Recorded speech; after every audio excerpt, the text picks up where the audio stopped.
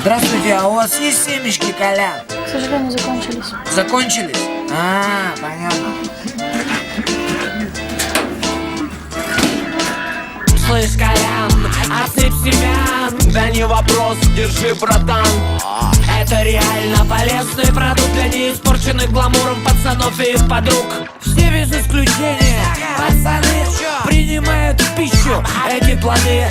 А Колян у нас спец по семенам. Вырастил подсолнух, урожай собрал сам. Носит во двор, угощает кентов. У нас веселая компания ровных друганов. И когда делать нечего, на улице вечер за поеданием семян проходят наши встречи. Колясик знает наши предпочтения. Слегка обжаренный, посыпанный соленья. И вот в итоге новый сорт готов. Называются Колян, без лишних понтов. Слышь, Колян, отсыпь семян. Да не вопрос, держи, братан. Это реально полезный продукт для неиспорченных гламуром пацанов и их подруг. Это не просто плоды растения, что прорастают на наших дачах. Из них даже кто-то варит варенье. Зашел в магаз, взял Коляна на сдачу. Вот и начал бачить семенами наш Колян.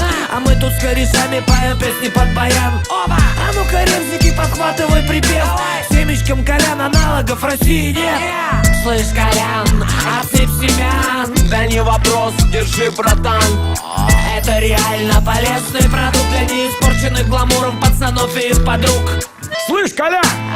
Отсыпь семян. Да не вопрос, держи, братан. Это реально полезный продукт для неиспорченных гламуром пацанов и их подруг. Семечки, Колян, от души пожарены. Поделись с близким, не будь жадиной.